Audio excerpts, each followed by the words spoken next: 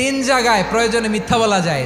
এক নাম্বার, আপনার ওয়াইফকে খুশি করার জন্য, সে একটু এরকম না বলে একটু কৌশল করে বললে খুশি হবে, ওটা বলা যায়। দুই নাম্বার, জীবন মরণের ব্যাপার, যান বাঁচানোর জন্য একটু কৌশল করে ঘুরিয়ে বললেন, এটা জায়েজ। তিন নাম্বার, দুইজন ঝগড়া লাগছে তাদেরকে মিলিয়ে দেওয়ার জন্য কৌশল করে একটু মিথ্যা বলা, ঘুরিয়ে বলা যায়। দুইজনের মধ্যে দেখলেন যে সম্পর্ক খারাপ, একজনরে বললেন, ভাই সে তো ওই দিন আপনার ব্যাপারে অনেক প্রশংসা। কি আমার ব্যাপারে প্রশংসা? কি বললো? এই বললো আপনি নাকি এই করছেন ওই করছেন, অনেক প্রশংসা। লোকটার মন খুশি হয়ে যাবে তার ব্যাপারে, ঠিক কিনা?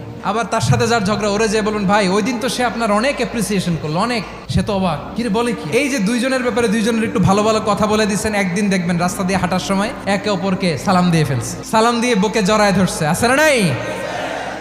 আবার মিলমিশ হয়ে গেছে। কিন্তু আমাদের স্বভাব হইলো, দুই প্রতিবেশী যদি একসাথে বসে একসাথে হাঁটে, দূর থেকে দেখলে আমাদের জ্বলে, আছে না নাই? ঘটনা কি? এই দুইটার মধ্যে এত মিল কে? এই দুইটার মধ্যে গিরিঙ্গি লাগানো যায় কিভাবে?